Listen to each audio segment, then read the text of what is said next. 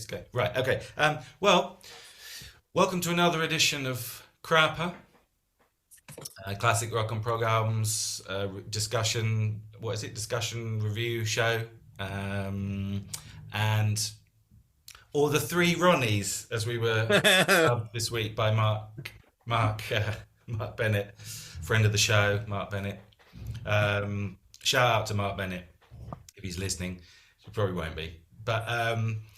So yeah, and tonight we're doing well. Tonight we're joined unusually by Peter Turner, the Hello. hello, the didact and singer-songwriter, and Sean Hall, Raku Potter, and drum expert, um, Good evening. and myself, Tim Appleton, writer and musician. I'm running out of synonyms of all your stuff, so I might start inventing Yeah, jobs and yeah. hobbies for you. Um, all right, good. Well, tonight we're discussing In the Court of the Crimson King by King Crimson, and we won't maybe get to the stats yet, right? Because that's Turner's Turntable coming up shortly.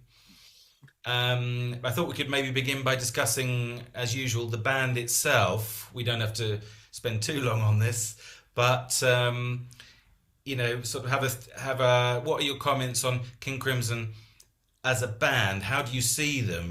How would you locate, sort of situate them in rock history and so forth? Peter, do you want to start us off? There- It's I watched the 2022 documentary the other night, In the Court of the Crimson King. What an imaginative title. And they seem to suggest that the kind of In the Court of Robert Fripp is essentially what King Crimson is, and that he is the Crimson King, and everyone else is just a sort of satellite to him. And God, does he show that control, trying to sort of redirect, all the moments and everything. I think though, as a band coming to me, just from listening and not knowing anything about them, they're very austere. There's an intellectual aspect to their music, which is kind of 50% of it. It's quite a bulk of it. It's just sort of the theory of music, I think, and how things should be. There's a kind of insistence on them, I think. But they're one of those groups, again, a bit like we're saying about Yes, that really don't seem to have a sense of humor. Although they do, sometimes they'll make a joke, but it's usually really like nasty or crude. It's not sort of, it's not gentle humor, basically. I think though, apart from that, apart from the sort of intellect to it, and also the kind of, that sort of harsh side, I think basically they play incredible rhythms, and when they absolutely hit the spot, when they sort of come up with something that's far in advance of anything of their time, exciting, spot on kind of playing, and just sort of cosmically different. I think that's the most exciting thing, is there's nothing like them.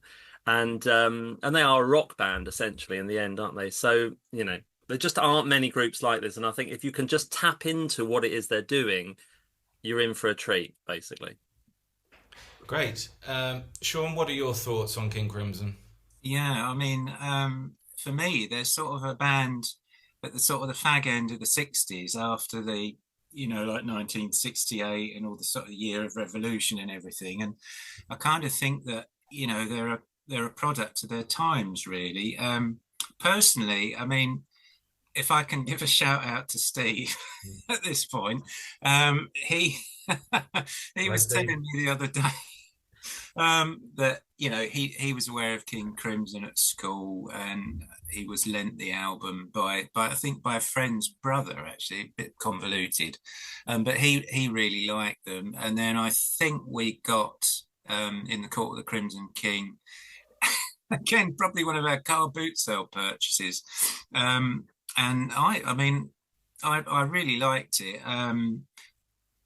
They're sort of 50% whimsical and experimental to me, but they've got this sort of darker edge that Peter was alluding to. And, brilliant musicians, great vocals. I think the lyrics are really interesting. I think they're kind of still slightly relevant to today. politically, I guess. Unlike, say, the sort of more sort of fey side of prog rock, dare I say yes, or Genesis, and a brilliant drummer. And I spent most of my time listening, listening to Michael Giles drumming, really, listening back to the album and trying to find out what the hell happened to him. Because he just sort of vanished off the scene, really. Ended up playing for Leo Sayer, I think. So, if anyone could tell me where he is, can he come on the podcast? Yeah, that's great. It's a good question, isn't it? Where is Michael Giles? Actually, he comes up in that documentary, doesn't he? They interview him. Yeah, there's a couple of interesting points raised there, if I may. I wonder whether, Shaun, do you think is your thesis that King Crimson's politics, which is rather dark and aggressive, they're sort of their metaphysics, as it were, is rather dark and aggressive. Are you suggesting that's a response to sort of hippie politics, like the way that hippie politics went at the end of the 60s? Yeah, I think it is, and it's kind of ironic, wasn't it? Their first main gig was at Hyde Park, wasn't it? Where Brian Jones had drowned, basically. The gig where Mick Jagger wears a skirt and releases all those butterflies, Half of which were dead. Half of which were dead. So yeah, I do kind of think that, and that they are dare we say, a class apart from other prog bands, dare we say the Moody Blues lyrically or something like that, so yeah. It's interesting you mentioned the Moody Blues, because Bill Bruce had said, if you don't change, and that's what King Crimson do, you end up like the Moody Blues. Not that there's anything wrong with that, but yeah. I think there could be something wrong with that. I'm really not a fan of the Moody Blues. I don't know how far we're going to go into this. Apparently I did discover that they asked the Moody Blues producer to produce this album, they were obviously impressed with the Moody Blues, even if no one else was. Just a quick aside. Apparently, John Anderson and Bill Bruford saw an early King Crimson gig, probably at the Marquee or somewhere like that. And apparently Bill turned to John Anderson and said, I think we need to start practicing. So, yeah. Right. Well, they were certainly ahead of their time, weren't they? I mean, I was going to say, on discussing what Peter was saying, there's something weird about this band, which is that, they're widely considered to be Fripp's band. But actually, we're dealing with an album here, a lot of which was written by Ian MacDonald. Yes. Yeah. Right. So I think, there's got to be a shout out here to Ian MacDonald, not just Michael Giles, incredible drummer, incredible drummer, Michael Giles. The musicians in this band are all incredible, but possibly the most incredible of all of them is the drummer, I think. But shout out to Ian MacDonald. He was obviously very important in this band at the beginning, and yet one album, absolute classic album, and he's out, right? And then what does he do? He makes a solo album, which is terrible, right? In my opinion, you always have to say that, don't you? In my opinion, of course it's my opinion. Whose opinion would it be if it wasn't mine? But not a fan of that album at all. It certainly doesn't compare to this album. And then is that the joined Foreigner, which is like retiring from music altogether, as far as I can tell. Is that the MacDonald Giles album? Yeah, have you heard it? Yeah, I quite like that. Quite like side 2. Birdman, right. Isn't it? Yeah, but I mean, you wouldn't. All right, but I mean, you wouldn't say it's like not in the same league, is it? It's not in the same league, is it? No. And I do. I mean, again, I don't want to go down a cul-de-sac here, but I wonder whether either of you have ever contemplated why people leave bands. Or, I mean, everybody's left a band now. No one's in the band anymore. But let's imagine, back in the 60s, put yourself back in the 60s or the 70s, or the 80s even, why you had these amazing bands and people just insisted on leaving them, didn't they? Like, oh, I'm not interested in this anymore. Which I suppose at a human level is a reasonable reaction. I'm just not into this. I'm not going to spend my life doing this. But, let's not pretend that they were anything like as musically interesting after their careers were of musical interest afterwards, and I include John Lennon and Paul McCartney in that comment. I mean, they just wanted to get out the Beatles, but as soon as they did, what else did they do really? I mean, I don't offend anybody, but they weren't the same, were they, afterwards? No, I think therein lies a podcast in itself, actually, which is, people who left bands. That would be an interesting discussion because there are myriad reasons. There's a load of reasons, why people do actually leave. And it's not always their own choice either. Yeah. Why did Sting leave the Police? I mean, perhaps we'd have different opinions on this, but I mean... I don't know if it's a question of him leaving the place. It's more the band breaking up, wasn't it? I think because I don't think Stuart Copeland and Andy Summers carried on. He didn't even tell them he was leaving. No, but like the Police were a great band, weren't they? I mean, they're not really quite in our wheelhouse, but they were a great band. But Sting wasn't the same after he left, I don't think. But Peter, I think you're a fan of Sting, aren't you? Yeah, up to a point, I think. Yeah, that sort of top point of tolerance. Right. Well, the other thing was that Michael, like, what's weird is Robert Fripp's explanation of why they left, because they said, oh, Ian MacDonald couldn't deal with the intensity of the band life anymore, which is fine. But then he said Michael Giles married his girlfriend, and that was his explanation of why he left, which is not enough, is it? He's an eccentric. It almost sounds like a sarcastic remark, but anyway, I don't know. Are we ready for a bit of what's it called? Tim's Pedantry Corner. Hooray! Hooray! I was thinking that do you guys know what a singularity is, like in philosophy? So like in physics or in they also use the term in philosophy. So like a singularity is like something that obviously it's like a radical emergence of something, but it has to emerge from a context. But basically it emerges by sort of subtracting itself from its context. So like all of the articulations that occur within it are completely unique to its context, and they have nothing to do with any of the articulations of the context. And then of course by extension it sustains itself as singularity by remaining unique, by remaining sort of like original in relation to the context, an originary thing in relation to the wider context, So I think my argument here would be that King Crimson are a singularity, It's almost like a Big Bang effect. Like they come out of nowhere, and you can see like the sort of the vague contextual references, like the Moody Blues or whatever, but they're nothing like that at all. And I think, going back to the discussion about Ian MacDonald and Fripp, I think Fripp is the one who embraces, he's not even the most important writer on this album, but he's the one that embraces, the singular nature of this project. Don't you think? I think that's why he's the focus of that documentary.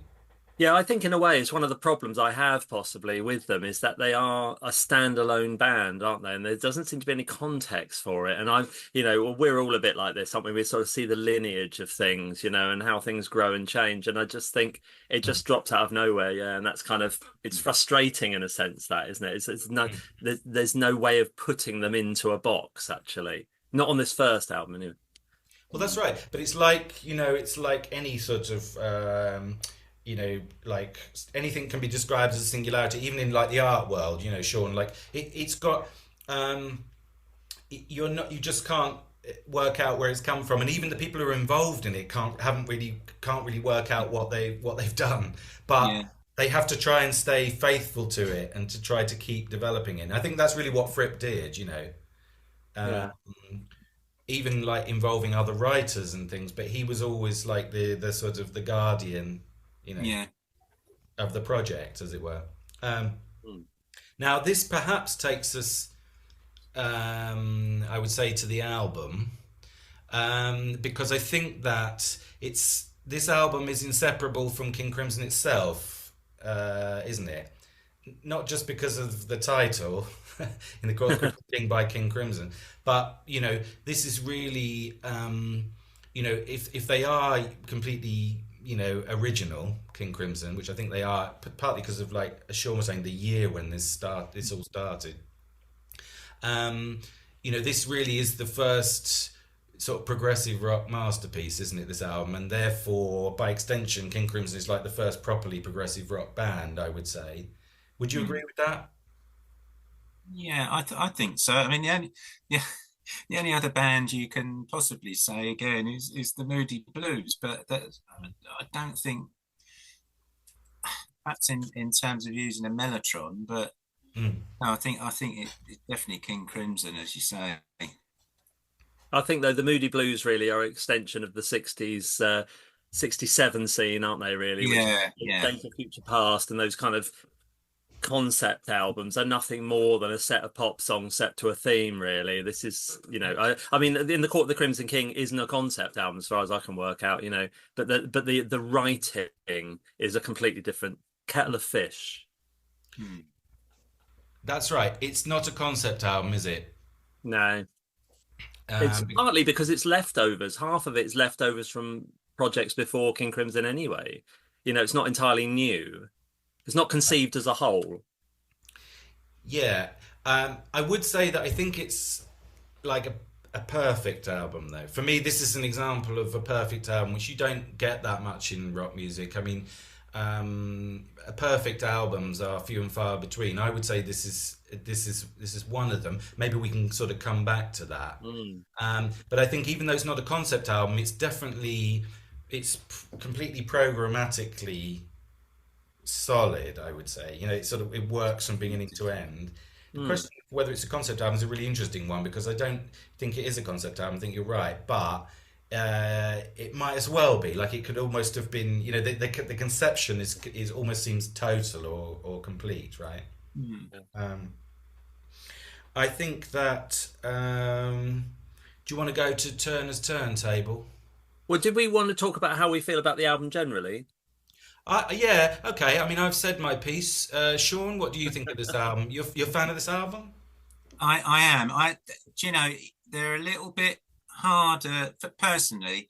Hmm. Apart from obviously the eponymous track at the end of the album, I found them a little bit harder to crack initially. Going back to my teenage years, quite sort of dense, quite dark. But the track in the Court of the Crimson King was the sort of gateway drug for me. And once I'd heard that and understood it, the rest sort of followed really. So yeah, no, it's a cracking album, great album. Why why did you like that one and not 21st Century Schizoid Man, for example? Do you know, I think it was slightly too raw and too unglitchy, if I can say that. And it's the drumming on in the Court of the Crimson King. Obviously the mellotron, because I'd heard Genesis first, so I got that sort of proggy style first, whereas 21st Century was really quite a raw sounding track, which actually is so contemporary to today. It's been sampled, hasn't it, by some rapper, isn't it?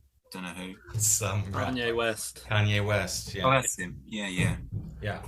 Um, the now disgraced, uh, previously mega famous rapper Kanye Oh, West. that's him. Yeah. Peter, what are your feelings on the album then? Well, the thing is, I didn't know this album until my early 20s, maybe 2021, something like that. What the problem I always had with it was that it was jazz rock, essentially, which I find really hard to align. I've never really found a band that have sort of done it to my liking. What about This rock jazz though? right. It was more blues jazz. Yeah, Spinal Tap reference there for everyone. It's also really dramatic. I find that this album is like it takes itself so seriously.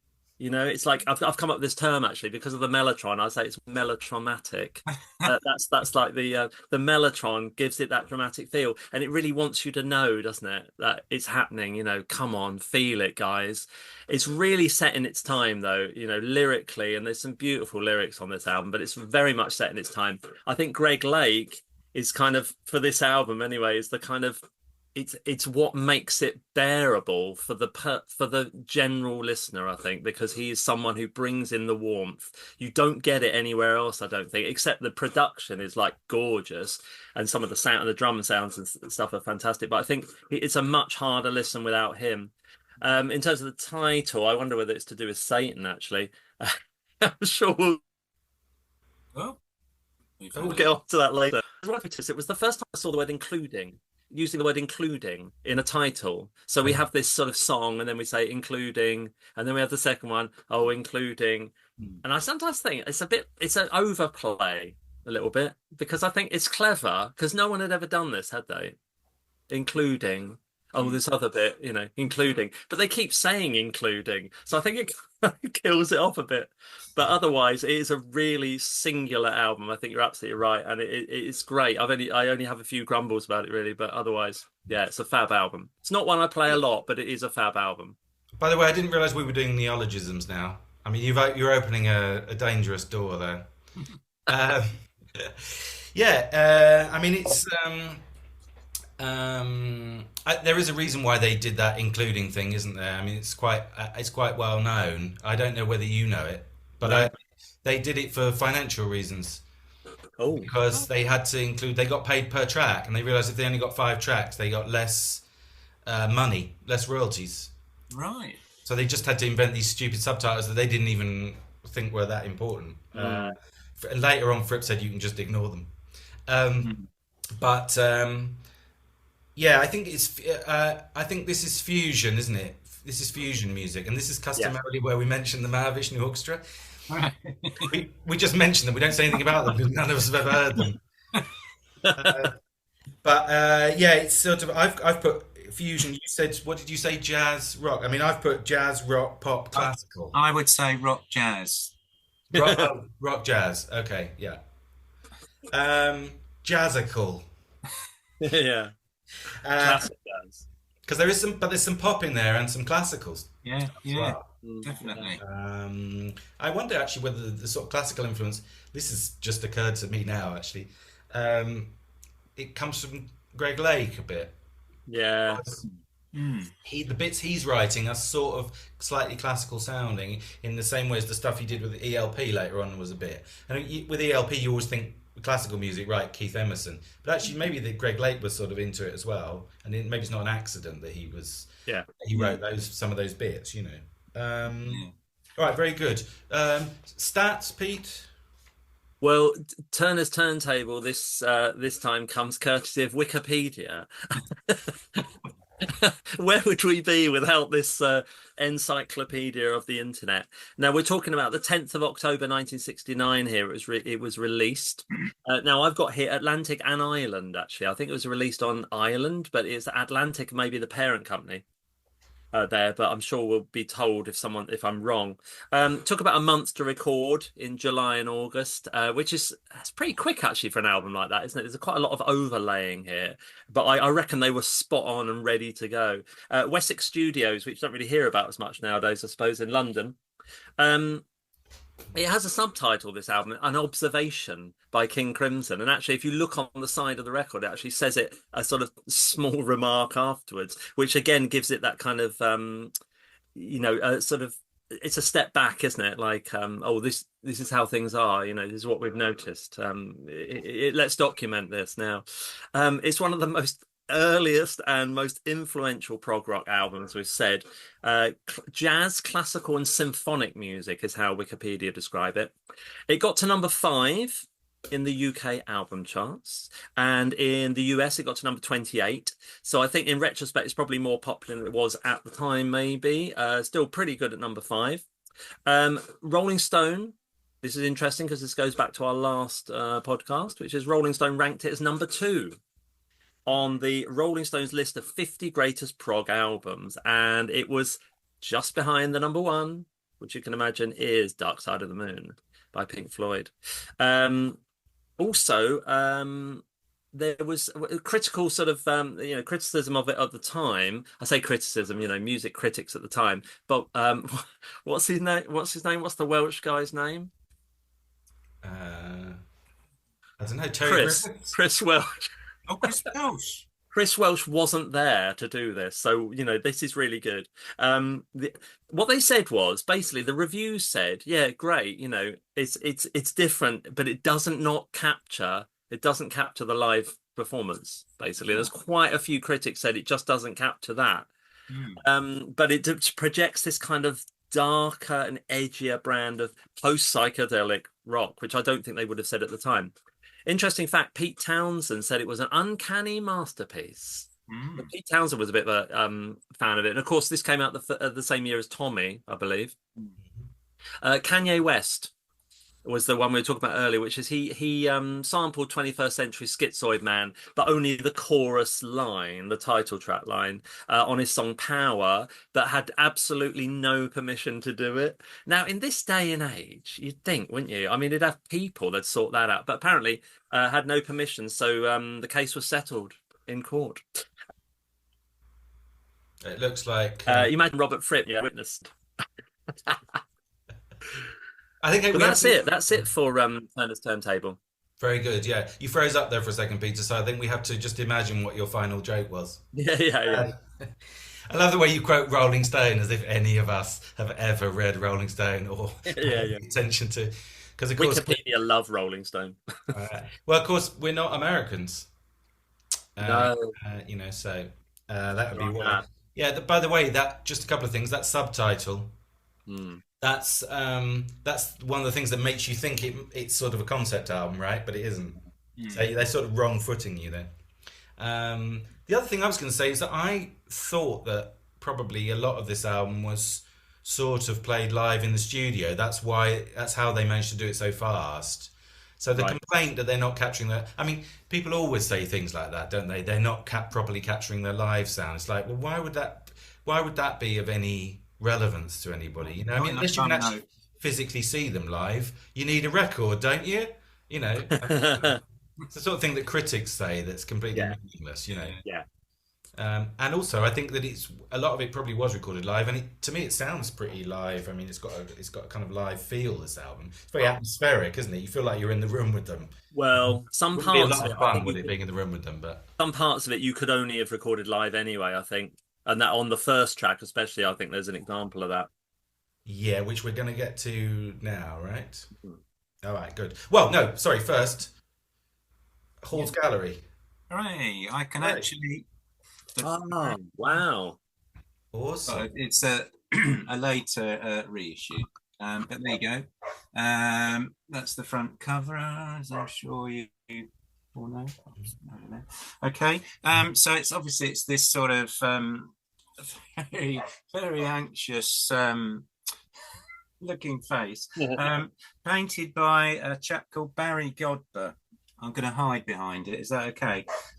Who was a computer programmer and obviously a sort of part-time artist. And he was a mate of Peter Sinfield's. So he based this sort of, is it a screaming face, or it's slightly Edvard Munch or Munch, screaming man. And he basically drew it through looking at his own face in the mirror. And sadly, there we are. That's the rear. There's his ear. There's his ear on the rear. If you can see that. Weird. Yeah, very weird. But he died in February 1970 from a heart attack, not long after it had been released. So, God. Poor Barry Godber. That was really his master work, and a very early computer programmer. I mean, what were computers like in 1970? Those sort of big rooms, weren't they? Cray 3, that sort of thing. It could be watercolor. I'm not sure. I think it is watercolor, actually. Robert Fripp said of this album, well, apparently he retrieved the actual original from the record company E.g. Yeah, EG, that's it, EG. And it's now in a frame, away from direct sunlight, because obviously watercolors can fade too much sunlight. He basically said the face on the outside is the Schizoid Man, and on the inside is the Crimson King. I should do it in a Bristol accent, really. If you cover up the smiling face, I'll do it in sort of country accent. If you cover up the smiling face, the eyes reveal an incredible sadness. What can one add? It reflects the music. So he liked it, basically. It's kind of, I think it's great. It's faintly naive, I suppose you could say. It's not totally realistic, but it really sort of captures that sort of anxiety of the record. I think it goes with it perfectly. I mean, you see the inside. The inside is this sort of moon-faced man with sort of pointed teeth. I'm not really sure where he was going with that, to be quite honest. I don't think. I mean, if that's supposed to be the Crimson King, it must be. Yeah, quite dark, that track, But it doesn't strike me that fits it at all. Yeah. No, that maybe doesn't. That doesn't so much. I mean, it's a bit cosmic. It's got sort of planets around it and so on. Rocky. I think we can agree that the front and the rear, superb. Not quite sure about where they're going with the gatefold, But you'll like this because the lyrics are clearly legible. It's a font, and it's quite.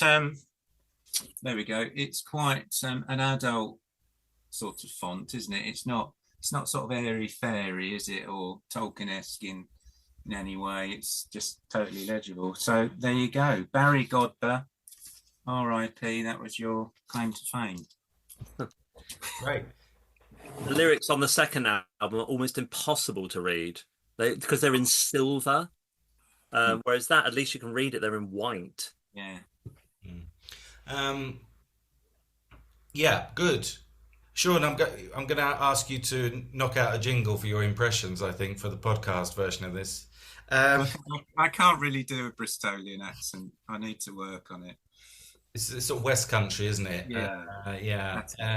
I always think it's funny that when they sound so, if you hear King Crimson live, they sound so sort of worldly and sort of authentically bluesy, rocky. I don't know, like their music is so sort of international sounding, I would say. And then when they speak between the tracks, they go, "Hello, everybody," and you think that must be a real shock. Bill Bruford takes off for it, doesn't he? Because he's sort of saying about how when he jumped ship from Yes, and he said he was itching to join King Crimson, and Robert Fripp just said to him, "I think you're about ready now, Bill." That's all he said. So yeah. So if we assume, as I think, because I like your reference to the Scream, right? This is the Scream is a sort of expressionist painting, an early expressionist painting, right? So it's supposed to represent a certain moment in cultural history, Western cultural history, right, where suddenly the sort of the horror of everything that goes on in the world was becoming sort of like noticeable to people, right? So this is like the end of, I don't know what this is, I'm improvising here. This was like the end of Enlightenment optimism, right?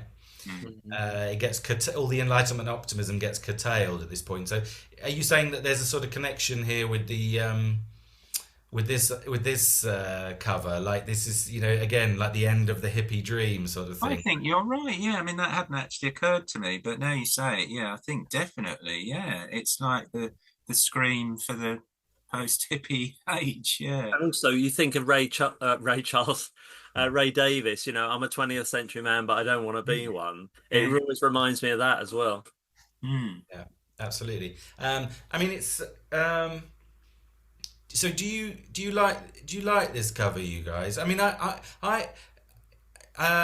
yours argument, Shaun, is that it's a good cover, right? Basically, at least the front is. I'm never really. I always feel slightly ambivalent about it. I think it's sort of striking, Yeah. That's clearly true. But it does always look a little bit, I don't know. I think it still works. I think you can see it on a T-shirt, or it works on CD covers. It's that sort of square framed image.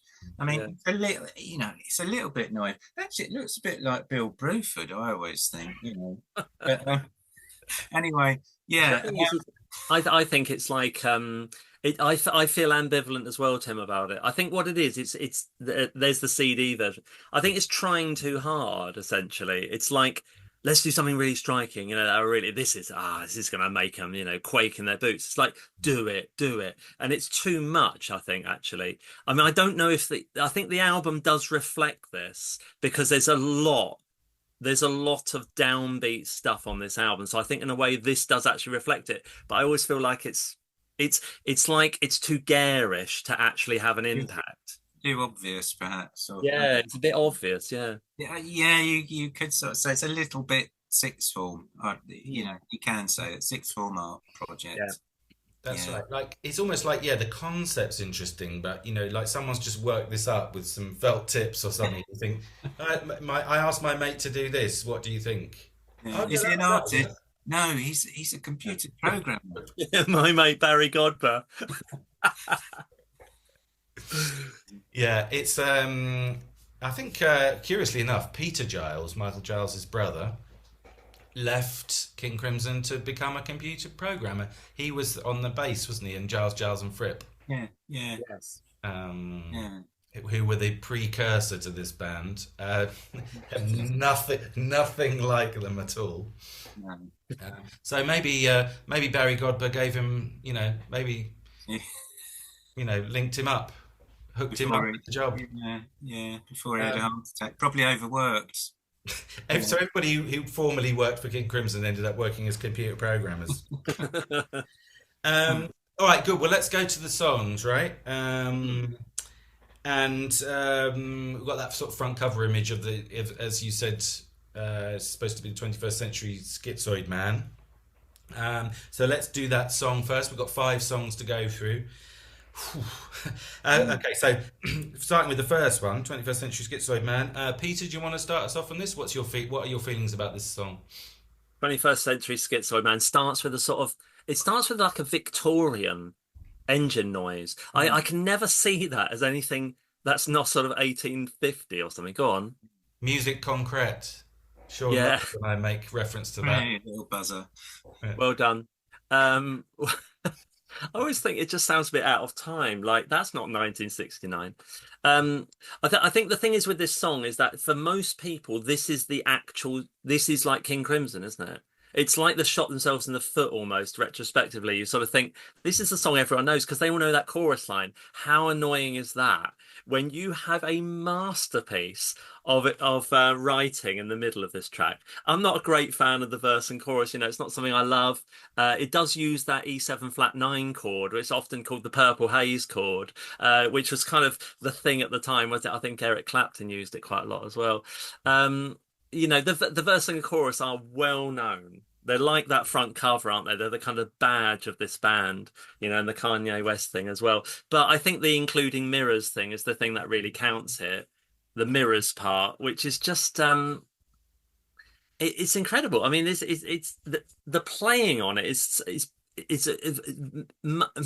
many different parts and varied. At one point they drop down to a 3-piece, and you've got you got Greg Lake sort of moodling away in the background, and you get the Fripp sound. First time you sort of hear it, it's really exciting. The horns come back in, don't they, and do their riff as well. And then you've got this incredible timekeeping piece, which this is when you suddenly wake up to Michael Giles, isn't it? It's like, oh my God, how on earth is he playing this? And how are they keeping it so tight? The precision of playing is something which just becomes like a feature of them, doesn't it? Especially in that early 80s stuff. It's incredibly precise. There's nothing like it. It's like they're players from another planet. No one plays like this. Well, they're entering a world pretty much of loose blues rock, aren't they? At best, probably. And this is completely different. The lyrics are really impressionistic, this sort of stream of consciousness idea. But I think the including mirrors bit is that's the bit that really gets me, and I think that kind of makes the track for me. Right, very good. I realise that I'm giving you a difficult job here because there's a lot to say, isn't there, about each of these tracks? This is a bit like Close to the Edge, where we got a bit lost, sort of trying to work out which bit we were discussing at what point. Um, but yeah, I think that they are astonishing musicians. Mm. I know with this is I'm not the first person to have said that in this discussion, but well, yeah, you're right. When you compare them to all these other people at the time, like sort of I don't know, like I don't want to be nasty, but like you think of like George Harrison or something, like George Harrison as a lead guitarist, and then you got Robert Fripp, and it's like it's not. I mean, it doesn't really matter.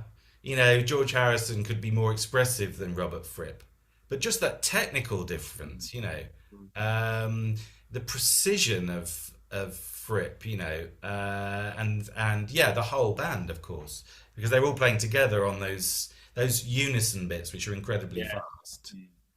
And like that bit. Where is it? It's a couple of bits, unison bits, which are almost impossible. I'm going to start pulling out some threads here because I think otherwise we'll get like it will get too complicated. There's a couple of really impressive unison bits. It's not just the bit where they go. It's not just that bit. You know which bit I mean, right? I can't possibly sing it because I don't know the notes. But it's also the bit that goes into the mirrors section. So they go down. There's a rumba rhythm, isn't there, where they go down, down, down at the end of the main riff, and then at the end of the verse section, they play that, they slow it down, and they all play it together, and they speed up. And it's just so impressive because that seems like an easy thing to do, but it's really not.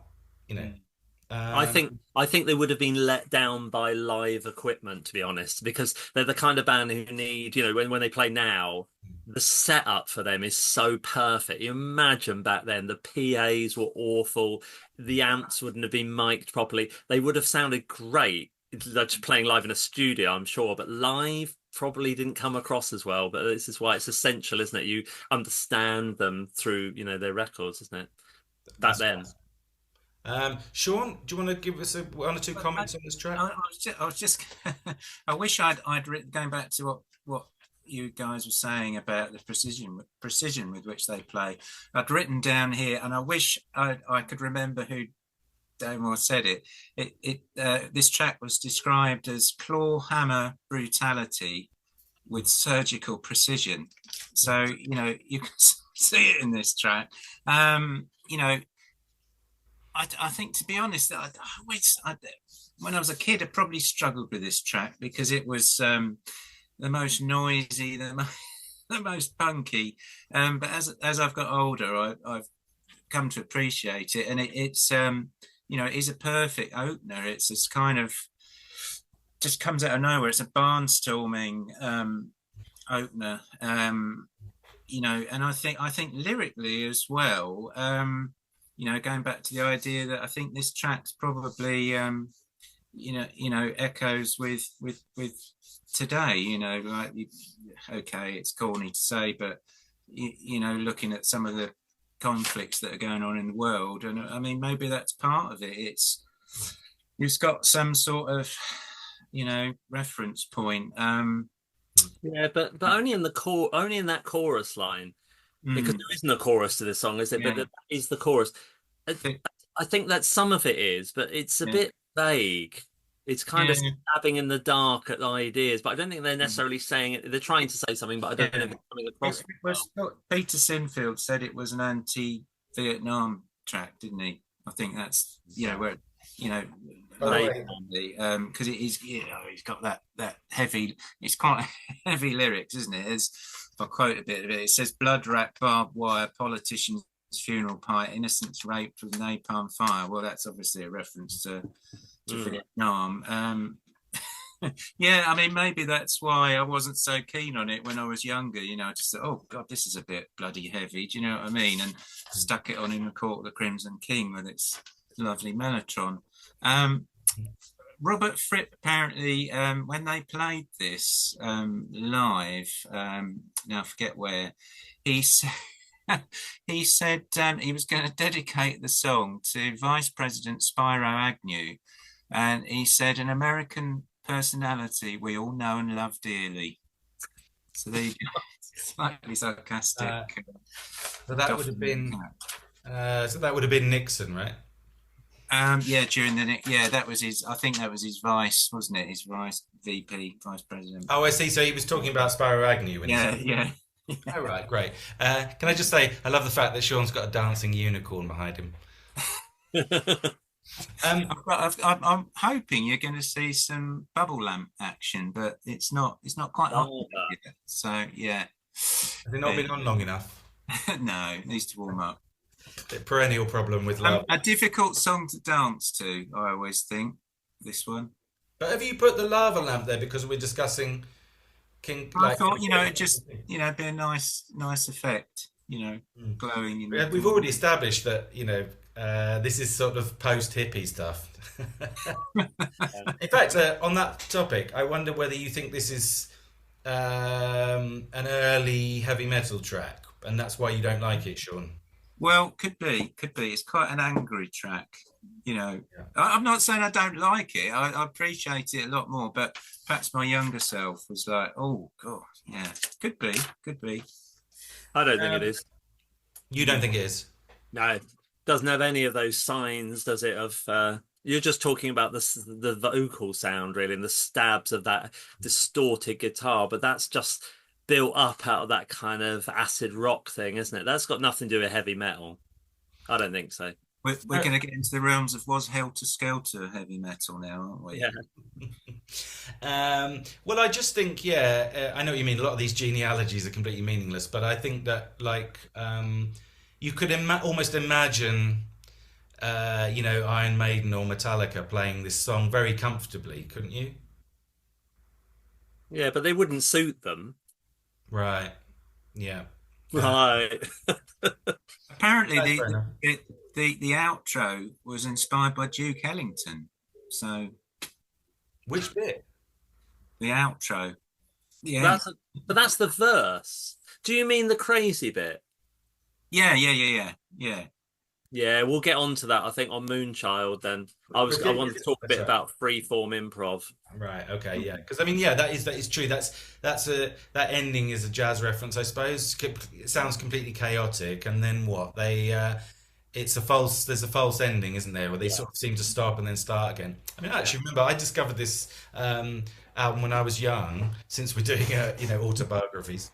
I suppose I was been about 16 or 17, and I just thought it was incredible. I'd never had anything like it, and all of those little bits, they just start making loads of noise, and then they seem to stop, and then they carry on. It's like, wow, what an interesting thing to do. I think perhaps what's jazzy about it is that it's very beautiful, even though it sounds completely chaotic. It's not unpleasant to listen to. It sounds like they're trying to be deliberately unpleasant, but they're not quite achieving it, because it's not actually that unpleasant. I tell you what is unpleasant is Mars on In the Wake of Poseidon.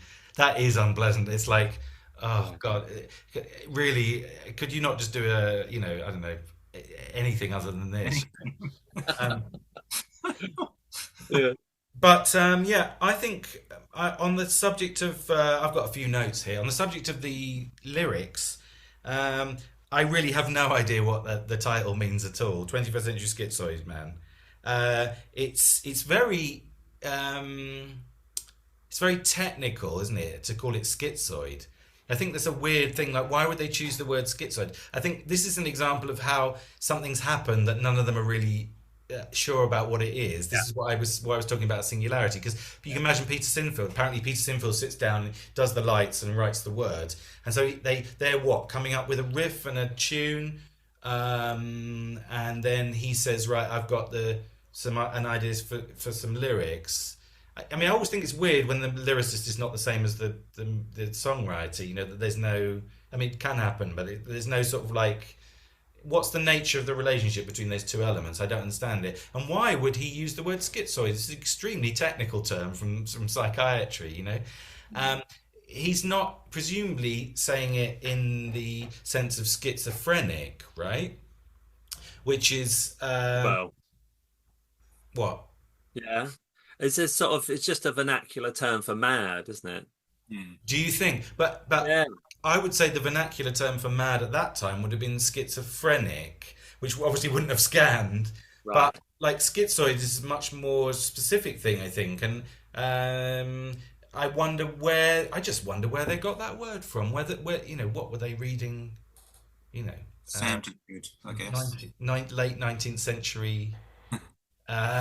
Or do you are you serious, Peter? Do you think that that's a word that Yeah. was in circulation that it meant I something? reckon it was. I reckon it was. What I find remarkable though, when you're talking about him writing lyrics, is that generally what happens is Greg Lake, who's singing it, will be singing something.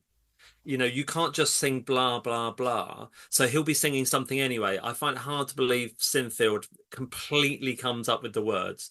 No one would, you'd come up with something, wouldn't you? And then he would refine it, I think. So it's possible that it was kind of the Mm-mm. line was already there, you know. Right. You think he was singing 21st century rhomboid man?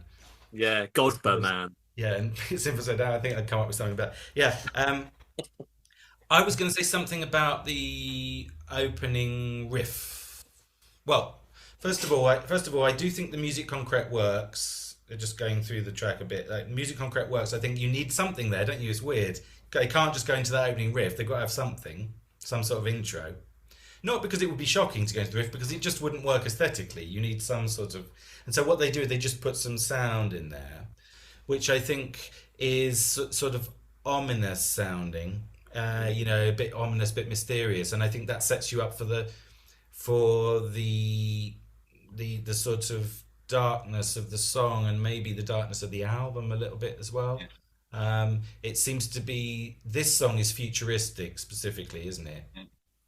Um, and so I think that's where the music concrete comes in. But anyway, yeah, the main riff, which is a very classic riff, isn't it? Very epic. Um, but it's I think it's interesting because it's not really even like a riff. It's just a sort of embellishment of one chord, I think. I don't know if you would agree with that. You know, particularly Peter, your guitarist. I mean, that da da da da da da. They're just really just playing one chord. The background is just, you know. Yeah, but it is a riff. It is a riff in the sense that it's broken down into its parts. There's a hell of a lot of well-known riffs, specifically by Led Zeppelin, who use the notes from a seventh chord pretty much. What changes it is, you know, what Black Sabbath did was it includes the flatted fifth as well in the riff, you know, so it gives it that sort of darker tone. True. Yes, that's right. That's on the on the ascending chords, the rumba bit, right? Yeah. It's just that I think that it's. I think it has a certain. Sorry. Sorry, also in the main riff though, it includes it as well. Does it? Da, da, da, da, da, da. Oh, well, maybe. Um, but I was just thinking that I feel like it's just jam, like it's almost like they're just doing a chord, almost like the end of the day in the life, and yeah, they're just sort of embellishing it. I know what you mean. There is a sort of tune in there, but they're not all playing that tune. And so I think that has a my argument would be that I think that gives it a certain feel, like they're just this is a statement. We're saying something here. Yeah. It's a bit like that sort of Martin Luther idea, you know, of here I stand, I can do no other. Like they're planting They're themselves. nailing it to the door, aren't they? They're nailing their theses to the door of rock. Well, nailing their album to the door. Yeah, and yeah, I think that there's the other thing I was going to say is that they use the saxophone very interestingly in a way that I think has not been used before in rock. Again, like where did this come from? Where did they suddenly? Because none of this is on Giles and Fripp. It's not like you know because Ian MacDonald joined Giles and Fripp for a while, and there is actually a sort of album of outtakes of when they after the Giles and Fripp album came out. I can't remember when. Sean, do you remember when? Was it 67 or? 67, 68, was it? I think it's about then, yeah. And then there's a sort of album of like stuff that they were doing between Giles and Fripp and King Crimson, but it's not. It's got not, the album they did in between has nothing to do with either of either of the preceding or succeeding album, but successive album. But although it does have "I Talk to the Wind" on it, so that they wrote that, in the earlier band, which perhaps isn't an accident.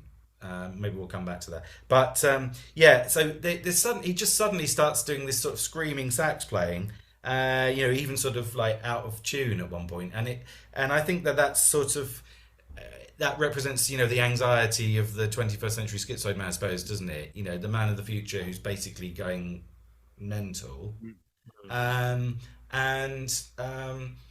again, you wonder sort of how thematic all of this was, how programmatic it was. We were talking about Peter Sinfield's lyrics, how much did they, and what I always find it interesting to think about in what order they wrote this, like Greg Lake was murmuring something, Peter Sinfield says, let's call it Schizoid Man, and then Ian McDonald says, oh, I've got a good sax part for that. You know what? There's another thing though, which is this. You have to remember this is the first album, don't you? There is no plan in place. You look back at these things, don't you? And you see the line of change, but they don't. They don't even know if they're going to survive the first album, do they? So it's kind of everyone throwing everything, isn't it, at the wall, with Robert Fripp probably saying, no, it goes like this. But it's everything's up for grabs, isn't it? But I think you're right about the saxophone. It's unusual, and the flutes and things. So, that's quite a dominant part of this band, isn't it? Yeah. They invited him to join again, didn't they, in '74? I'd forgotten to mention that when I was talking about his biography. They invited him back in because he played on Red, didn't he? Oh yeah. Yes. And so this sort of sax and woodwind style that he developed is quite characteristic. But again, he didn't sort of develop it after that very much. Was he one of the guitarists in the band? Because they all played guitar, didn't they? Greg Lake played guitar. Robert Fripp played the guitar. I think Ian McDonald probably played guitar as well. So I don't know what. Well, anyway, whatever. What else? Yeah, Mirrors is great, isn't it? It sounds like I was going to say it sounds like Mission Impossible. They've ripped off the theme tune to Mission Impossible. Dun, dun, dun, dun, dun, dun, dun, dun, dun. So the etiology of that bit's quite straightforward. What else? Yeah, I haven't really got anything else. Any final words on this track? Mirrors is just great. You can't get, if the first time you hear this album, you're going to know that first track probably, the verse and chorus, which I don't really particularly have any time for. But Mirrors is such a shock because you realise after like 5 minutes or what you've just been through, and then we're back to the chorus, almost like, well, we've got to end it now. But that section is just magical. I love that. I'd like to see that section used on Strictly Come Dancing. See what they come up with. Yeah. One final comment I have is I love the time change at the end. They go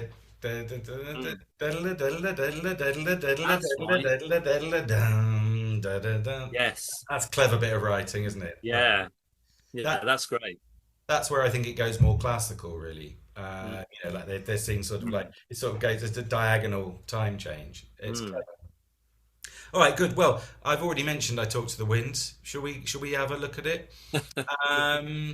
I said, didn't I, that it was written before this even the band began. And of course, there's an early version of it with Judy Dyble, the lovely Judy Dyble. That's right. Is it Dyble or Dyble? Because it sounds like Dyble, isn't it? Well, there's three of us, so we could probably vote on this and come to a definitive decision for the future of rock. I mean, I would say English Dyble, right? I don't know. Dyble. Oh, I always thought it was Dyble. Peter, Dyble sounds a bit exotic. Yeah. It is an exotic spelling. Imagine if we did an hour on this. So she was in Fairport Convention, wasn't she? And then she started going out with Ian McDonald. and he invited her into the band, I suppose. So there's an early version of this. So this is pre King Crimson. This doesn't really have. So this doesn't have anything to do with the rest of the album, although it is perfect, isn't it? Because this is exactly what you need at this point. It's like a literally, not literally, breath of fresh air, isn't it? Yeah. Or a musical Alka-Seltzer. Good point. Yeah. Good point. Yeah, it's a real. I don't know. That flute, is very sort of beautifying, isn't it? Um, but yeah, again, I think it's weird again because it's nothing to do with the rest of the album, but it's programmatic again in the sense that it works perfectly after the first track. So we come back to this thing about is it a concept album or not? No, but it's as if it were a concept album, right? Mm. Uh, Sean, do you like this? You a fan of this track? Yeah, I do. I mean, I know the Judy Dyble version, which is really nice. There's an instrumental version on there, isn't there, as well? I think is it the Young Person's Guide to King Crimson? Did you have that album? That's like a Fripp, best of. Yeah. Yeah. That's Rated the by one. Robert Fripp. That's the one where they cut out the last 10 minutes of Moonchild, isn't it? That's it. That's the one. That's the one. We'll come back to that. But yeah, it's just I can't really add a lot more to it than it's just a really nice. It is a lovely song. It's little bit hippie, isn't it? I suppose, but we're out of that era. But it seems to be kind of that era, really. I mean, Yeah. Yeah. the wind does not hear. It's Well, very this is- I hippie-ish, mean- isn't it? It's a very hippie-ish lyric. Yeah, Peter? This is because this is a McDonald Sinfield track before King Crimson, isn't it?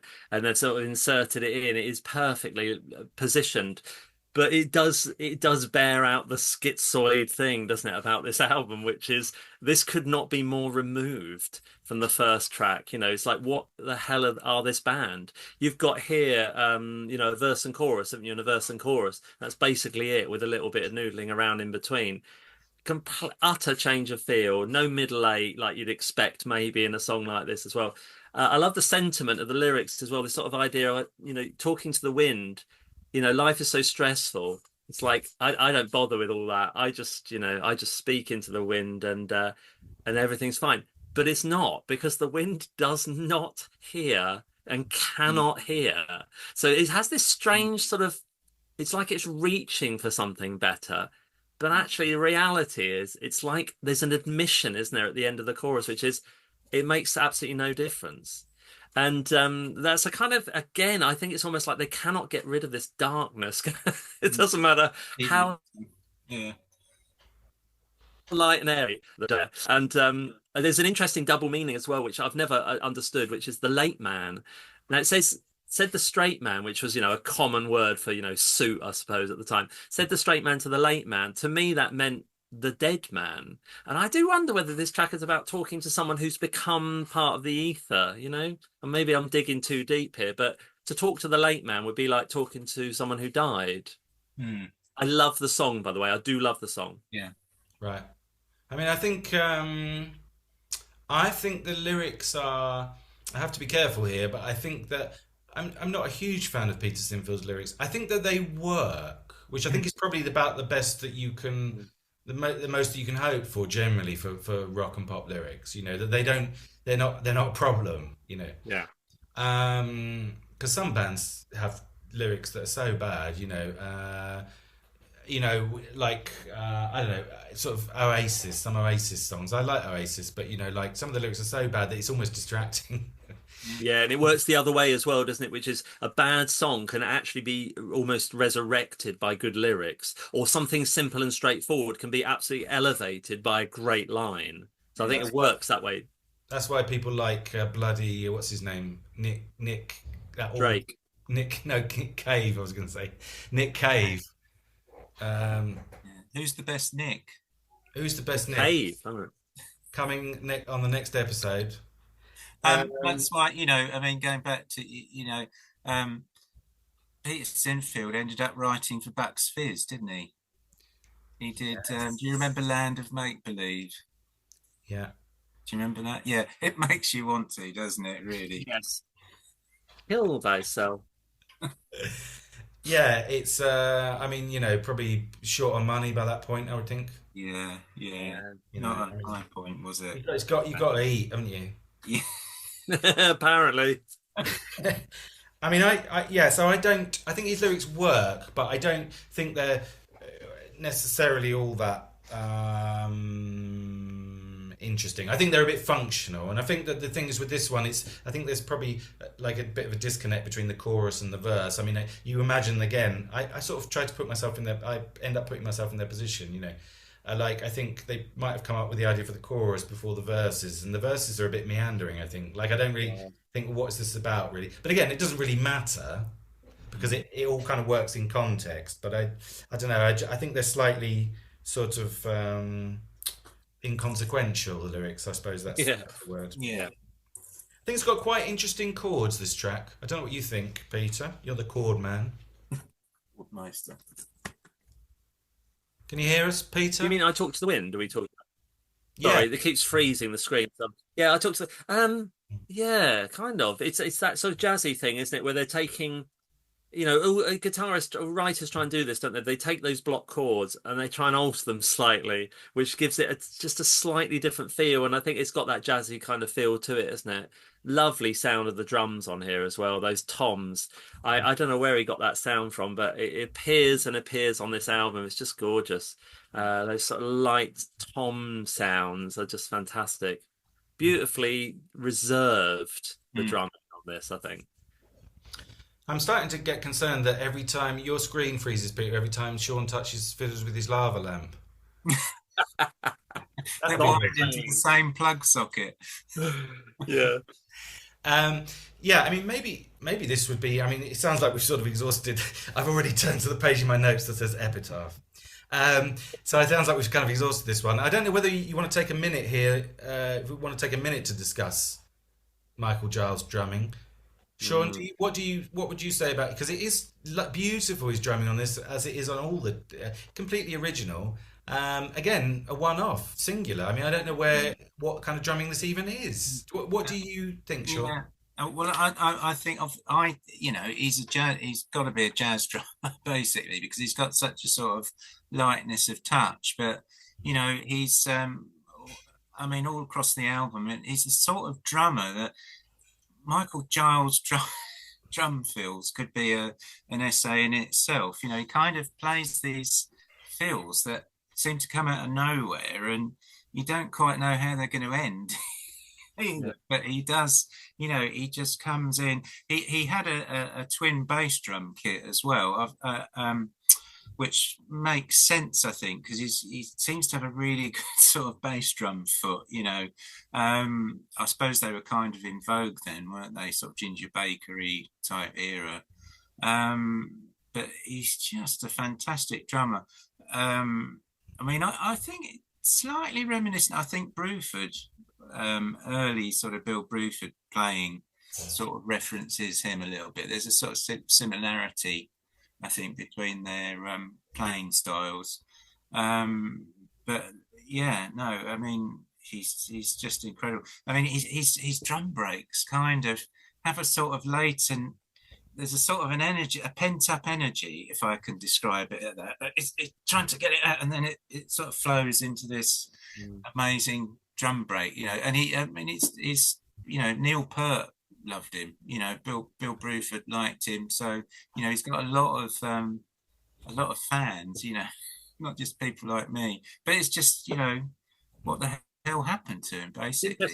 You mentioned Neil Peart, who's obviously a really popular drummer, isn't he? He's mentioned by all rock drummers, but they're both very musical, but in totally different ways, aren't they? Because Neil Peart really understands what's necessary. But have you ever caught Michael Giles actually playing a rhythm? And from a guitarist point of view, what happens with drummers is that I don't notice them. I have to sit and actually listen to drummers. And on any band, you think oh, what's the drummer doing? Oh, right, he's doing that. It's so obvious. Michael Giles is at the front of this. I mean, Yeah, this is the thing that stood out most for me with this album when I first heard it was I've never heard anything like this. This guy does not does it's like he's on the wing all the time. He's never sat back and just yeah, playing along. He doesn't keep the pulse. No, no, if you want a drummer who's going to keep the pulse for you, screw it. It's not him, because this guy is in among them. He's like a jazz yeah, percussionist. yeah. No, the kit is irrelevant in a sense to Totally, him, isn't it? totally. And He, I mean, it's one of those great things in rock music where you think this is like it's one of the great moments in rock music. It's just hearing him on that first album. It will always sit with me that, and it sort of surprised me that I would care that much actually about him. And he's kind of the best thing on the album for me, really. I love his drumming. I think it's fantastic. I mean, he liked Joe Morello, Mm. Dave Brubeck. Brubeck's, Yeah, yeah. that's the one.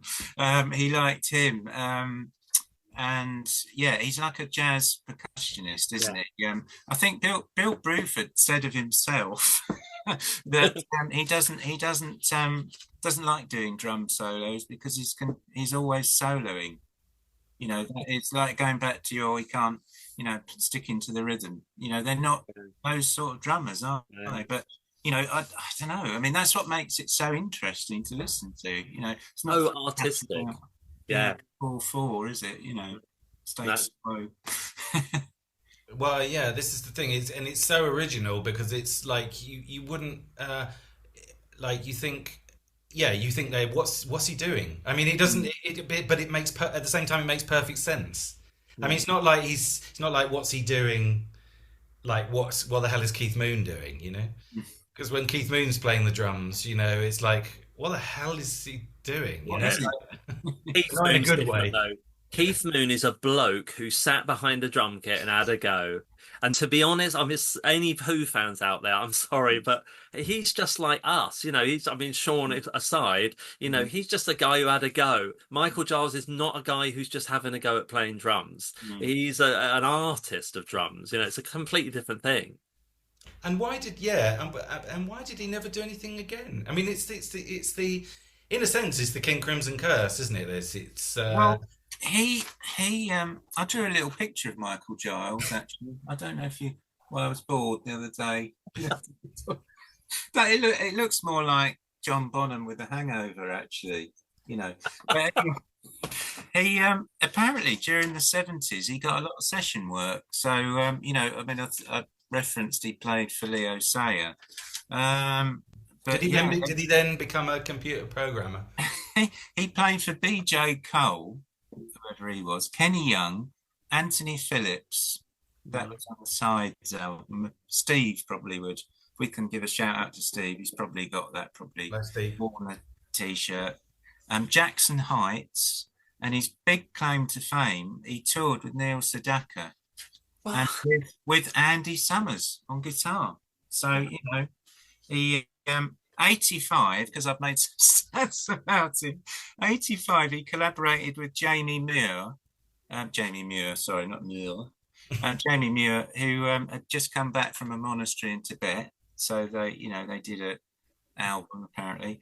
He did a soundtrack for a Ken McCullen film called Ghost Dance, and in 1994 he auditioned for the Fripp and Sylvian album. Did you know that? I don't know if he's actually playing on it because Pat Mastalotto, who I think is he the current King Crimson drummer, isn't he? I think he basically he auditioned as well, and he just popped outside because it was like a farmhouse, somewhere countryside, and he said, "I saw in the distance a Range Rover." And in the back was set up a drum kit with all the tom-tom racks already set up. So he had his drums. It was a bit like, do you remember Bad News? Yeah, I do. Yeah, Spider, I'm all set up. in the back of the taxi. So he helped him in apparently, and he did the audition. He told him that his drumming had basically changed his life, and then probably had a puff on his pipe. But I don't know whether he actually was on that album, was he? I don't know. Anyone listened to it? I don't think he was. I thought that anecdote referred to King Crimson. He'd auditioned for the Oh, 1990s right. version of King Crimson, the double Right. trio. Could be. Could be. But Yeah. maybe the two things sort of run Yeah. together. He formed the 21st Century Schizoid Band, and there's the gig. I think they did a sort of Steve Hackett and toured Japan or something. Where they were the only sort of prog fans left in a little isolated community on a Japanese island. Anyway, and that was with Peter Giles and Ian MacDonald and Jacko Jackzik, I think. The King Crimson side guitarist, and that is, I mean, he's pretty good on that actually. That's about 2004, I think. So the playing on that, he's still pretty good. I see Michael Giles as one of those sort of Captain Beefheart figures. It's completely inexplicable, like Sid Barrett.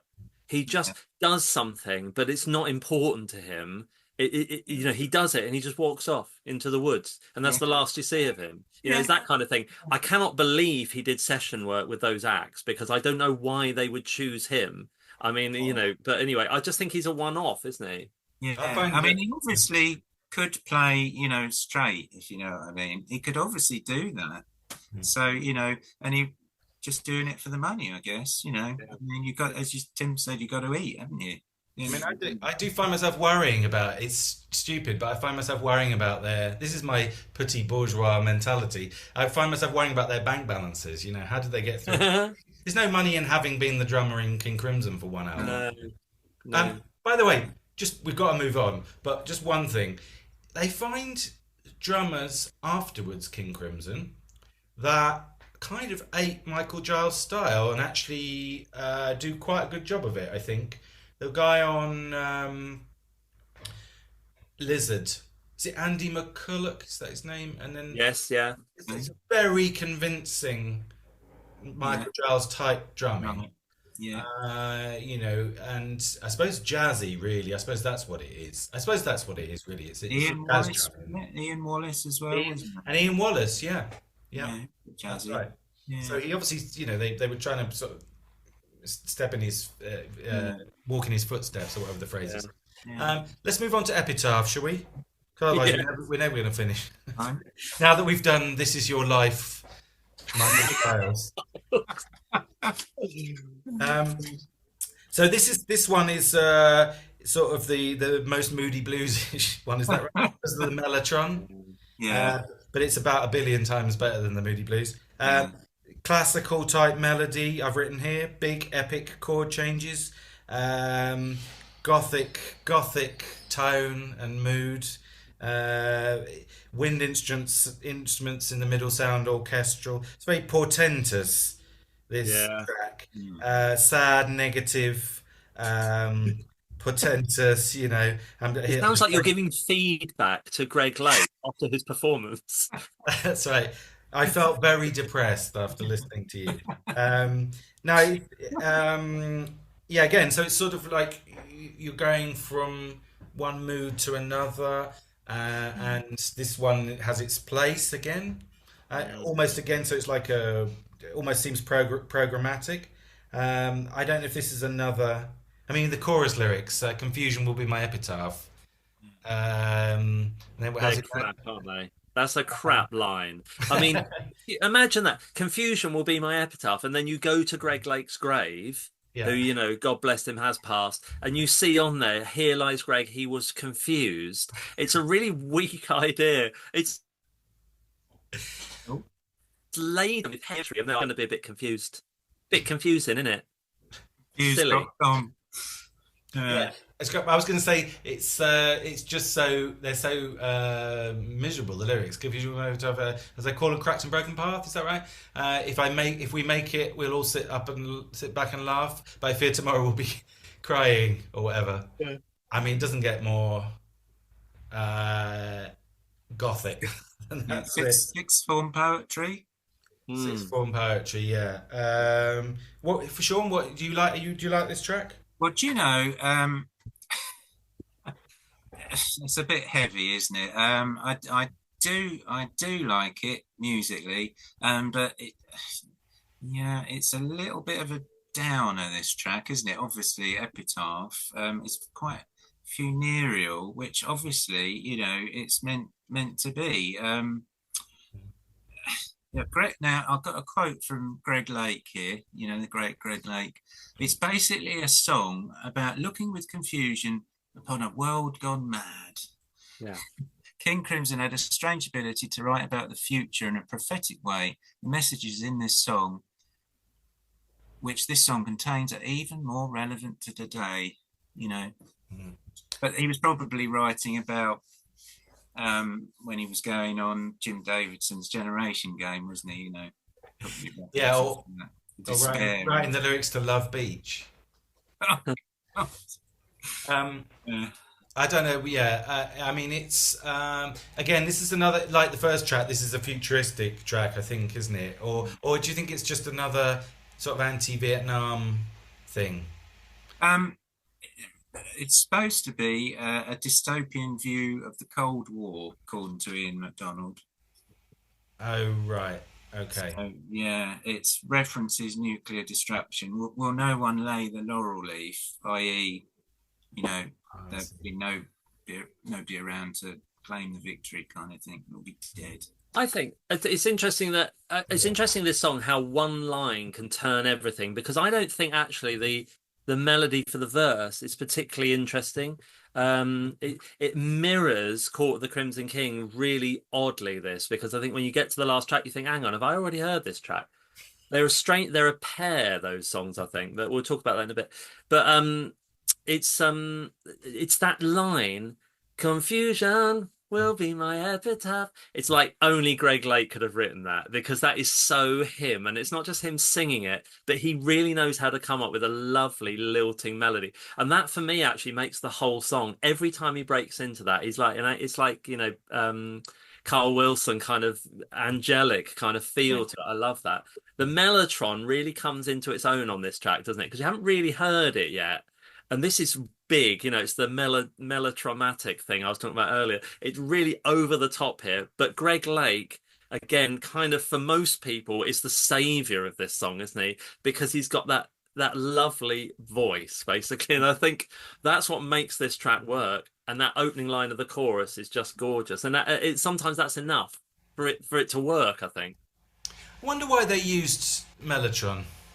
I mean, I wonder why they found it so attractive and important. Do you think not really, is it? It's not very attractive. No, I mean, the mellotron was around for a while, wasn't it? It was wasn't it invented by Mike Pinder, or am I wrong about that? Sure. Yeah, he certainly pioneered it, didn't he? I don't know whether he invented it. All right. But, yeah. Well, it's just that it was very characteristics, of British music at that time. People were using them. The Beatles even used them, didn't they? But like afterwards, they just went out of fashion. I think they even stopped manufacturing them, didn't they? Because no one was interested in them. So I just don't understand why people were so interested in them at that time. Actually, I think I know the answer to my own question, because I think it was because it was like an early synth, wasn't it? They thought that it was like sort of sampling, really. Yeah. Clever, yeah. It did give you that sort of orchestral sound, and you didn't have to play the orchestra, so Yeah. Could avoid musicians' union rates. But it is a sound of that age, isn't it? A sound of that era. I mean, it's it's sampled now, isn't it, as a synth patch? I mean, the irony being the first sampler, and it has itself been sampled, but yeah. It does evoke a kind of feeling, doesn't it? It does. But King Crimson really is overbearing, I think, on those two tracks, on Epitaph and the final track. It's really like over the top use, isn't it? It's so powerful, the mellotron. It completely defines the sound of this track. I mean, I think it works. I just wonder why they were so, again, I imagine them going into the studio very fast to record an album that they were probably almost still putting together bits of it, and it's a very sort of like forthright decision, isn't it? Like, we're going to use mellotrons. And it works. It does work. But I just wonder where they sort of got the idea from, why they thought it was so obvious to do it. I don't know. I don't know why I'm going on about that. But is it a sort of somber sound, isn't it? I mean, it does kind of fit the song, Epitaph. It's a Well, somber funereal sound. funereal, but I think somber. But those are your adjectives. I'm thinking epic. You know, Yeah, yeah. epic. Mm. And yeah, these sort of minor chords. I mean, you're right, Peter. We're really into the minor key part of the album now, aren't we? We've done the mad opening track. We've done the weird hippie track. That's just like an interlude almost. Now we're into like the real. I think you're right. I reckon this is Greg Lake's influence. I think the sort of song parts, the verse parts, they sound very Lakeish, if I Yeah, can use that word. Yeah. And it's not just Epitaph and in the Court of the Crimson King. It's actually Moonchild as well. It's got that, so it's in a minor key, and it's. yeah, but that's less Lakeish, I think. You think it's less Lakeish, Moonchild? Just But yeah, okay. Well, how Lakeish do you think it is? I think it is. On a scale of 1 to 10. Well, on the Lakeometer. Um, all right, great. Well, look, let's go on to Moonchild then, since I've raised it. I'm a very good moderator, aren't I? Since it's next. Since it's next. And yeah, I was going to say, yeah, minor keys, they're different to Yes in that sense. Yes do tend to do everything in major keys. Yes are a happy band. Yeah. King Crimson's sort of like chronic depression has already been established on this album, hasn't it? Um, Now, my comment on this track is just to start us off is it's over 12 minutes long, and the last 10 are noodling. Peter, what's your conclusion on this track?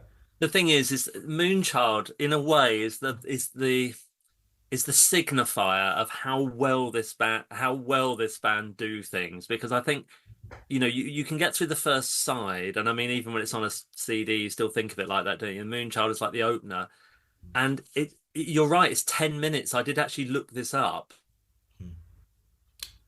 Oh, I had a look on the time scale on Spotify, see what was going on. I couldn't believe it was 10 minutes, but it is. You're right. But what a successful piece of free-form improvisation this is. Who would dare to keep the audience hanging for 10 minutes, essentially around no form other than their own doodling, and I wanted to talk about freeform because, of course, in 1966, as you'll all know, there was a groundbreaking album by John Coltrane. Now, Coltrane was very highly rated in the rock world because because of what the way in which he expressed himself, basically. And in 1966 there was an album called Ascension, which was the first example of what they call free jazz. And it was a large band. It was about 14 pieces. It's absolute chaos. It's almost impossible to listen to. I bought it on CD thinking, oh, maybe I could. And it's chaos. This is free jazz. Jazz has a basis. I mean, when you hear a jazz band playing, there is a basis to it. There is a groove. There is a melody line, at least, that they're working off. This isn't, you see. And what a brave piece to do. Moonchild is not only is it free, completely free, like free jazz, but it works.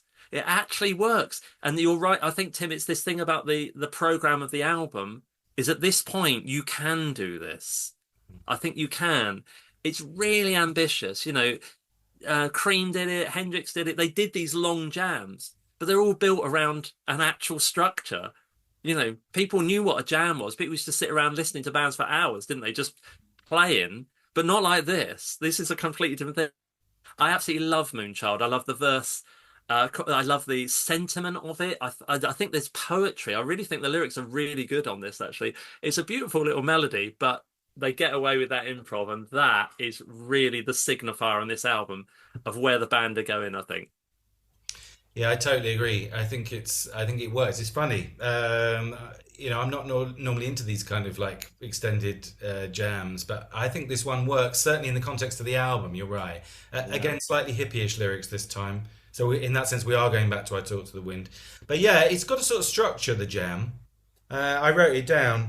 Atmospheric, then mad, then major key. I can't read my writing. Major key, pretty. I've written. I think. Well, the dream, and the illusion. Oh, Which, I right. mean, that's actually what it's titled as, but I can't actually see the difference because dream has a kind of positive connotation, an illusion, a negative connotation, but I can't actually hear the sound difference. Again, those including things are more or less meaningless.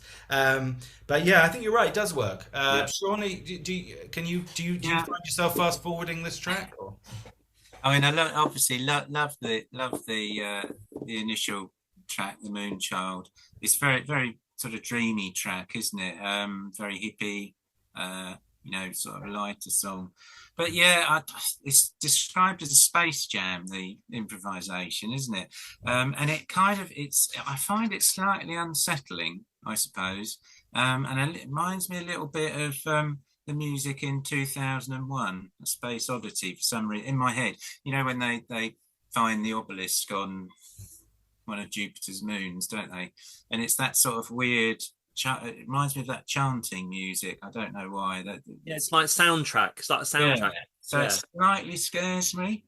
But I think it also it sort of lulls you into sort of a numbness, and then I think in the Court of the Crimson King sort of powers out of it, and you can't separate the two. It's like the delayed gratification of that enormous, powerful song powering out of this noodling, basically, out of noodling. That's the only part of the album that I find is slightly odd, is that it kind of doesn't. Moonchild doesn't really end, does it? There's no actual ending point to it, and suddenly we're back in with the mellotron again, and it's all big with massive drum fill. That somehow doesn't connect that point. I don't know. Yeah, I mean that's the only thing I can sort of think of that it's a counterpoint to, it's like waking you up almost. Yeah, the slumber, but yeah. Yes, that's right. It's again. We were talking about Dark Side of the Moon, like the beginning of time when the clocks come in, and it's sort of like the surprise symphony. Yeah, that's right. Yeah. Yeah. How lakeish did you find it, Sean? I'm a lake on I by the way, I noticed. I think I spotted a reference to the opening of "In the Wake of Poseidon" towards the end. Oh. Da, da, da, da. Fripp starts playing a thing on some chords. Oh, the piece. Yeah. And I mean, it's not, but you think, this, you can see where it's going, and see how this is almost like takes us into the second album. But anyway, I think one last thing I'd like to say on this is the production in terms of the sound of the drums and the vocals are really nice, because they've got this kind of tubular sound to the vocals, like he's singing down a pipe or something, and that really soft jazz guitar. Yeah, that's lovely, isn't it? It's lovely, and it's completely at contrast with what you know Fripp to be. Yeah. And he plays acoustic guitar as well. It's metallic, sort of attacking, but this is beautifully soft. And again, the drums, how did they mute his drums that much? I mean, they're so muted, the drums, aren't they? Like they're being played next door or something, with a microphone through the wall or something. The production's really great, very muted, very of its time, and very good for the theme, I think. This was used in a film called Buffalo 66 with Christina Ricci. Apparently, know it well. You do. I've never seen it. No, never seen And it was covered by a band called the Doves. If you know the Doves, right. Apparently. Good. Well, I know Doves. They're awful. Well, that's why we've never heard it. We've never heard their version. No. Shall we move on to the final track, because we're sort of almost there, and I think we're kind of, otherwise we're going to go on like all night. Sean, do you want to start us off on this? What's your feelings of the final track? To be honest, this is the track for me. This is the one that blows my head off, to be quite honestly. And it is the mellotron. It's the drumming. It's just the whole package. I mean, if it's possible to, I can put this on and it'll give me goosebumps. Basically, to me, this is what prog's all about. And I mean, I've heard Chester Thompson play this. I think it's on a Steve Hackett CD with Ian MacDonald, and he just about pulls it off. But it's got a much more heavy, Chester Thompson-y style tom-tom. But yeah, I just think it's got a sort of latent power, and I mean, can't stop championing Michael Giles. Really, it's just a sort of a latent energy in the way he plays. It's just so exciting, basically. That's what I can say. I read that this started off as a country and western song. Well, good grief. Inexplicable. Yeah, Inexplicable. incredible. Yeah, it's got like the opening theme is very beautiful to me. Actually, the mellotron thing, it's so simple but so effective. It shows you how you can do so much with so little, really. Again, moody bluesish, but I mean, so much better. Um, and then the verses are sort of well, I don't know. I was going to say simple materials, but kind of stretched out through variations, which is kind of a jazz classical thing, isn't it? So it starts as a sort of pop song, almost moody bluesish pop song, but then it kind of there's a sort of more jazz or even like classical influence as it goes along. It's got even two codas, I think, and again in the verses we've got these minor key and the sort of is it sort of like guitar picky thing again, which you get in Moonchild, I think, and Epitaph. I think again this is sort of Lakey, isn't it? Greg Lakey. High on the locometer. I mean, I think that this also the verse is sort of it's got that ascending fifths thing, which makes me think of the James Bond theme. Which is very characteristic of the era, and sort of yes, that sort of brings out that kind of mysterious, like underworld sort of theme. Because presumably the court, talking about the underworld, presumably the Court of the Kings and Crim is Court of the Crimson King is hell, right? And King Crimson is the devil. I mean, that's what I've always assumed. Apparently not. But Peter, what are your thoughts on this track? No, no. What you're saying about the King Crimson, the Crimson King is a sort of word for devil, basically, like a Satan. I don't know if they realise that. I just suppose they must have realised that, really. But the way I feel about this final track is that, yeah, it comes in very bombastic. So it's a shock. It is a shock. But it feels like, to me, like we say things are like rewrites. It feels a bit like this is supposed to be partnered with Epitaph because it has a descending line which reminds you of Epitaph. I don't actually like it as much as Epitaph. I don't think it's actually as good as that song, but it is a great final track for this album. I do think it is. The Dance of the Puppets bit I really like as well because of the way it toys with rhythm, and I think it's quite clever that. And when you see it played, it's actually quite hard to come off. You sort of flicks the rhythm suddenly, doesn't it? You're not quite sure where it's going with it. There is also a sort of Sergeant Pepper moment in this. I don't know if you noticed, which is that final, or what we think is the final chord.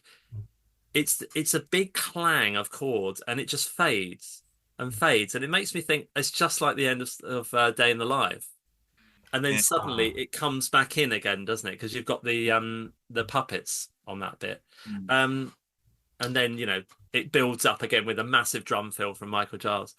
I quite like it. I think it's a great ending. We've got this music has interrupt us, isn't it? It just stops at the end, which is actually what you expected 21st Century Schizoid Man to do, and it didn't. Yeah. This actually, so it reminds me more of, I was going to say, I Want You, She's So Heavy off Abbey Road. Yes. Oh yeah. Yeah. Sorry, so I mean, in conclusion, yeah, I do like it. And I think it's a good ending to the album. But if you think a version of Epitaph, I don't know why it just sits like, sometimes you see things as being like partner tracks, but that's just me. Do you know there's a stylophone in there at the end when it comes back? Yes, I think I've only worked that out on the headphones. I've actually got a stylophone somewhere. Perhaps you could recreate it for us live. Yeah. Was this before David Bowie used one? Oh, good point. Yeah. Oh, yeah. Long before that, I reckon. No, not long before that. He used one, didn't he, on Space Oddity? Yeah, but just after Rolf Harris used one. Oh, good point. Good point. Well, wonderful. I mean, we've been going on for quite a long time. Got any final words? I would just say, I suppose, just perfect album, really, by a very, interesting band. And I think, um, I was saying the Moody Blues earlier, and I was being quite unkind about them, which I think is probably it is justified. But this, I think there's so many bands that are bad, and this is not one of them. This is a genuinely good band. Even if you don't like everything they did and all the way that they sort of developed their project, Mm. I mean, I think they did a pretty good job of it, and I think that this is it didn't all end here actually, but even if it had, I mean, what Yeah. an album. Mm. What do you think, Sean? Yeah, I mean, I'd echo that really. I mean, it's just a tremendous out. I mean, it's a masterpiece, really. Like whether it's prog rock or whatever it is, and it kind, laid the blueprint, didn't it, for everything that came after it in terms of prog rock. So, Genesis loved them, Yes loved them, obviously ELP spawned later. Yeah, so great album, really. And I think it's a good album, and I think it's well worth, if you haven't heard it, to listen also to In the Wake of Poseidon, because essentially that album is basically a mirror of this album, isn't it? And I know some rock bands do this as well, isn't it? The way they program things, it's almost a deliberate way in which it's done, and the sequence follows a certain pattern. And I think In the Wake of Poseidon was sort of written almost as a partner piece to Mm. this afterwards to sort of Yeah. mirror it. I think it is a great album, but I have to say it's not an album I listen to a lot. Mm. And I think that's because it's not something that just sort of you can't sort of stick it on. It's No. like there's something beyond it. I don't know what it is, but with any other sort of prog, I can kind of even like, something wild, a sort of one of the Yes kind of relayer or something. I find it actually easier listening Mm. than this. There's something very intense about this album, which Yeah. means you really have to be in the mood for it, I think. You're right there. I mean, it's a bit like the only example I can think of is a band like Radiohead. If you can have a party and you're laying the nibbles out, you don't sort of suddenly stick on Radiohead, do you? Because all your guests are going to go home, aren't they? You, st you stick Epitaph on. Except they're a lot cooler. Yeah. Yeah. Um, yeah, well, great. I mean, yeah, I agree. It's not even actually my favorite King Crimson album, this one, but I think it's just an important sort of contribution to culture, as it were, really, at least Yeah. popular culture. All right, let's leave it there. And thanks very much for your patience. I say that to you too, and to anyone who might have taken the time to sit through this. And next time we're doing what, the new Eminem album. Yeah, let's do it. Uh, so thanks very much, and good night to one and all. Cheers.